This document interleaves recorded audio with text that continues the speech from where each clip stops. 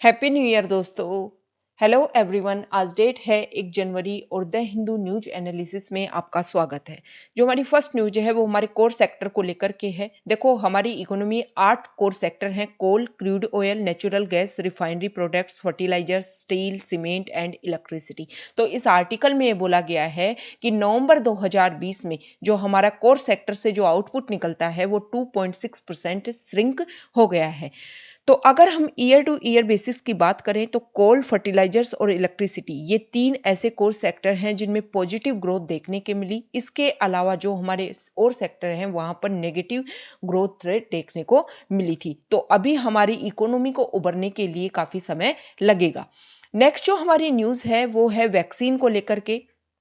हमारे drug controller general of India, इस समय हमारे drug controller general of India है वीजी सोमानी। उन्होंने एक बात बोली है कि 2021 के साथ ही हमारे लिए एक पॉजिटिव न्यूज है कि 2020 का जो ज्यादातर समय हमारा कोरोना पेंडेमिक से भय के साथ गुजरा, उसके लिए हमारे लिए पॉजिटिव न्यूज है। हमारे कोविड-19 की जो वैक्सीन है उसको जल्द ही अप्रूवल दे दिया जाएगा और फिर हम हमारे इंडिया में क्या कर देंगे, इसका ड्रग देना, लोगों को वैक्सीन देना, लगाना स्टार्ट कर देंगे। देखो, एक प्रॉब्लम और है। हमारे यहाँ पर भारत बायोटेक एक वैक्सीन प्रोडक्शन कंपनी है। उन्होंने ये बोला है, पहले उन्होंने बोला था कि हमारे यहाँ जो वॉलंटियर हैं उसकी हम रिक्रूटमेंट करेंगे 26,000 लोगों की। लेकिन अब भारत बायोटेक ने अपने डाटा रिलीज किए हैं। उन्होंने बोला है कि 13,000 वॉलंटियर, वॉलंटियर होता है जो अपनी इच्छा से काम करने के लिए आए, जो अपनी इच्छा से आगे आए कि आप हमारे ऊपर लगा सकते हो, वैक्सीन का यूज करके देख सकते हो। तो 26,000 लोगों का उन्होंने टारगेट लिया था,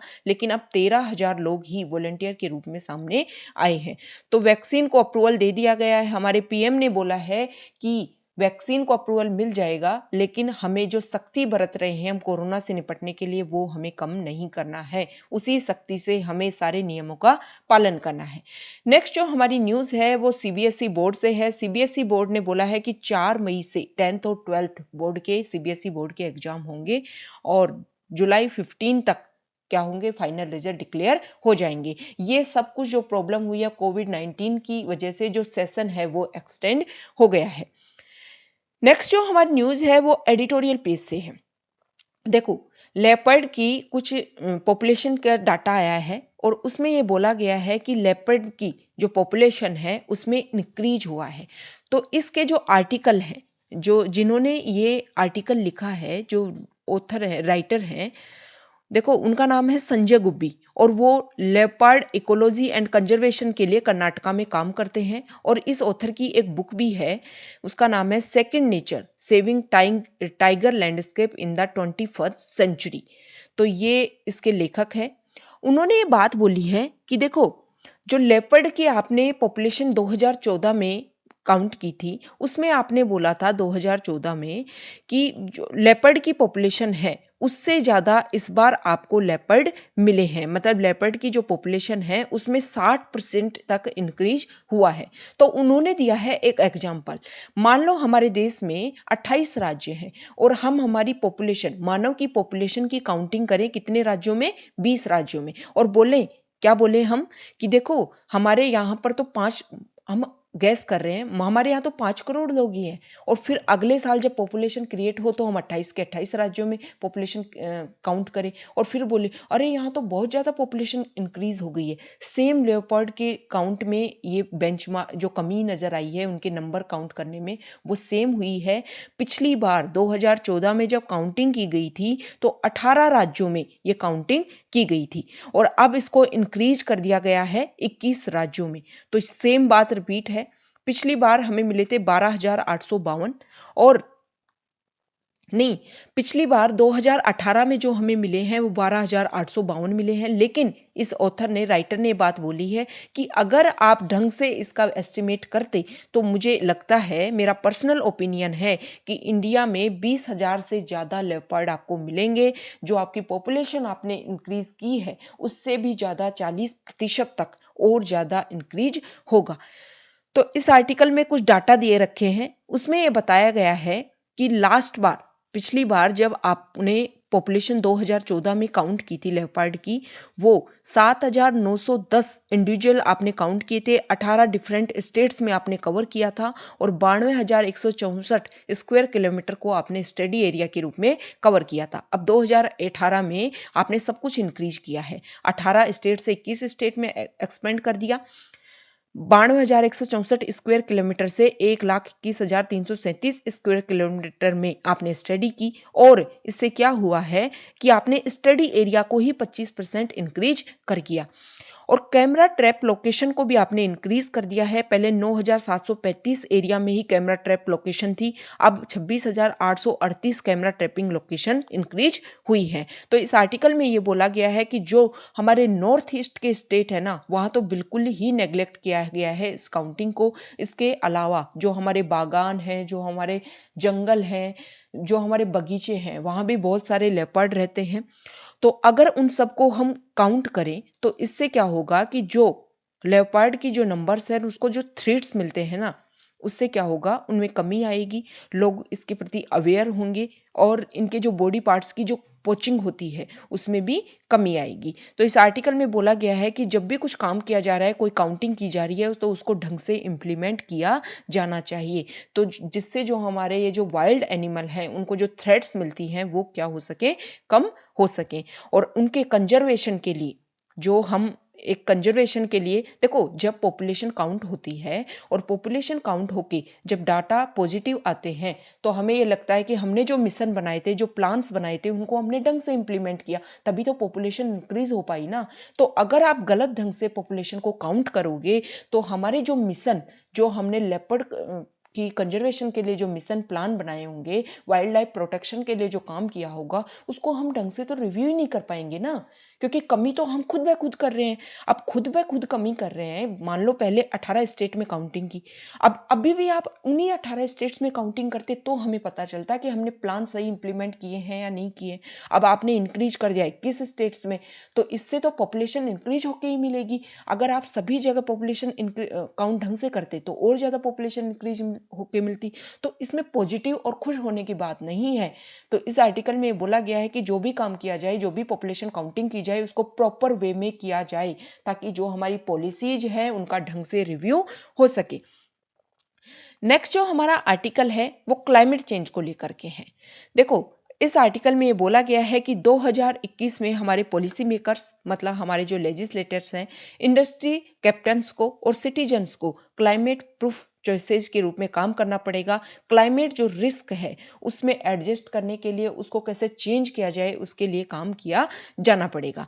देखो, हमारे यहाँ पर जो हमारा नॉर्थ इंडिया है वहां पर बहुत ही ज्यादा हार्श क्या पड़ रही है, ठंड गिर रही है और ऐसा माना जा रहा है कि ला नीना की वजह से ये जो ठंड है वो काफी बढ़ सकती है और भी ज्यादा, कुछ रीजन्स में तो बहुत लंबे समय तक ये गिर सकती है। इसके अलावा जो फोरकास्ट ने ये सजेस्ट किया है कि 2021 वो अर्थ का हॉटेस्ट ईयर के रूप में भी हो सकता है। तो ये जो टेम्परेचर जो इंक्रीज हो रहा है और उसकी वजह से जो एक्सट्रीम क्लाइमेट इवेंट्स आ रहे हैं, उसके लिए रिसेंट ईयर्स में जो बहुत ज्यादा शार्प इंक्रीज हुआ है इनमें, तो इसके लिए तो सबको काम मिलकर करना पड़ेगा। अभी देखो, एक रिपोर्ट आई है council on energy, environment and water. उसने ये माना है कि हमारे इंडिया के जो 75 डिस्ट्रिक्ट हैं उनमें हमारी जो पॉपुलेशन है उसकी लगभग आधी पॉपुलेशन के वो घर हैं। इसी वजह से जो एक्सट्रीम क्लाइमेट रिस्क हैं वो काफी उनको परेशान कर रहे हैं। इंडिया में 1970 से 2050 तक 2005 तक सॉरी 1970 से 2005 का जो टाइम पीरियड है उसमें 250 एक्सट्रीम क्लाइमेट इवेंट्स विटनेस किए गए हैं, मतलब लोगों के द्वारा देखे गए हैं। और 2005 से अब तक अगर हम बात करें तो 310 एक्सट्रीम क्लाइमेट इवेंट्स, पिछले कितने सालों में, 35 सालों में 250 एक्सट्रीम, मतलब क्या तो बहुत ज्यादा गर्मी गिरी, बहुत ज्यादा ठंड गिरी, या बहुत ज्यादा बारिश हो गई, कभी बहुत ज्यादा सूखा गिर गया, उसको बोलते हैं एक्सट्रीम क्लाइमेट इवेंट्स। और सिर्फ 2005 से अब तक 310। इसके अलावा कुछ बोला गया कि 1990 से 2019 तक हमारे यहाँ पर इंडिया ने 100 बिलियन बहुत ज्यादा एक्सिन लॉस किया है इन सब चीजों में, और फ्लड्स बहुत ज्यादा इंक्रीज हो गई हैं। 8 गुना हो गई है। मतलब पहले मान लो 8 फ्लड्स आती ही थी, तो लगभग अब 64 बार फ्लड्स आने लग गई हैं।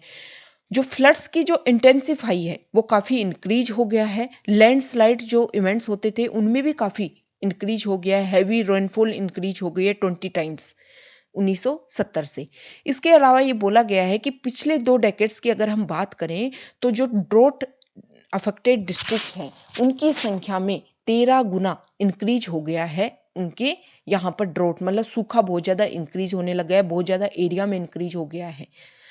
जो साइक्लोन्स हैं वो भी उनकी जो संख्या है, आवृत्ति है, वो भी डबल हो गई है।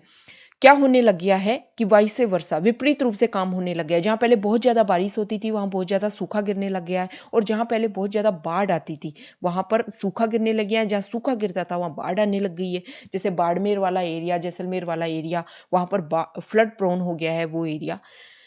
तो इस आर्टिकल में ये बोला गया है कि 2021 में हमें क्लाइमेट चेंज के लिए काफी काम करना होगा। तो इसमें बताया गया है कि क्या-क्या हम काम कर सकते हैं। देखो, इंडिया लेवल पे सबसे पहले हमें काम करना होगा, एक मिशन हमें बनाना होगा। मिशन क्यों बनाना होगा कि जो ये एक्सट्रीम क्लाइमेट इवेंट्स जो इंक्रीज हो रहे हैं उनकी फ्रीक्वेंसी को काउंटर करने के लिए गवर्नमेंट को क्या करना होगा, एक environment and health D risking mission को इंक्रीज करना होगा, ताकि इमरजेंसी के लिए हम प्रिपेयर हो सके, क्रिटिकल रिसोर्सेज को सिक्योर कर सके, और रिजिलियंट जो इंफ्रास्ट्रक्चर है, गवर्नमेंट सिस्टम है, उनको हम बिल्डअप कर सके। तो इसके लिए हमें एक मिशन बनाना होगा, और मिशन को कहाँ कहाँ पर इम्प्लीमेंट करना होगा, स्टेट लेवल से डिस्ट्रिक्ट लेवल तक सब जगह उसको इम्प्लीमेंट करना होगा, ताकि इन चीज़ों से हम क्या कर सके, जो डिजास्टर है, जो क्लाइमेट प्लान्स हैं, उनको नेशनल, सब नेशनल और डिस्ट्रिक्ट लेवल पे उनको इंटीग्रेटेड रूप में इसके ऊपर काम करना होगा।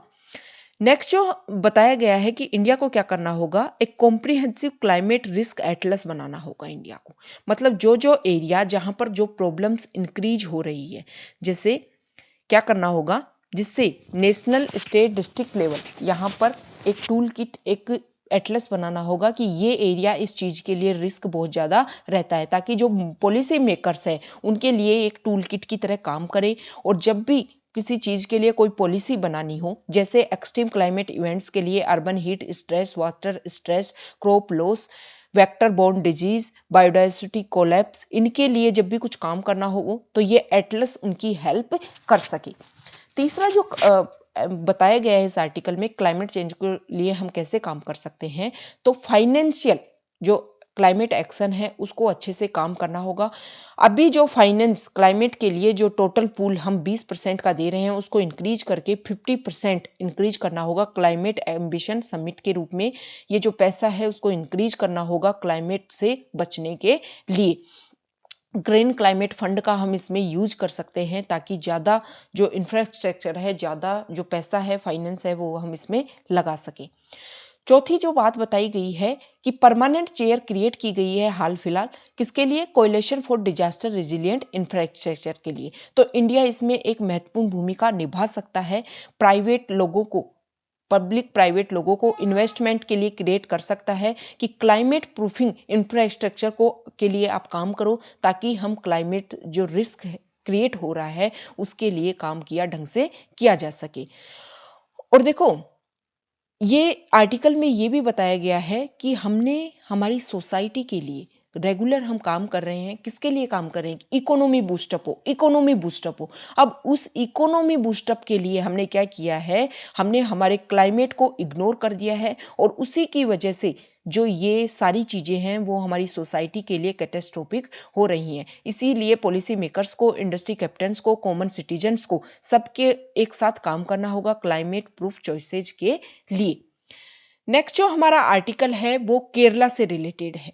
देखो, केरला गवर्नमेंट ने क्या किया है कि वहां पर एक स्पेशल सेशन बनाया गया वहां की लेजिस्लेटिव असेंबली का, और उसमें जो फार्मर जो लॉज हैं उनके लिए एक रेजुलेशन पास किया गया है कि इनको रिपील किया जाए, और ये मतलब सर्वसम्मति से इन लॉ को पास किया गया है।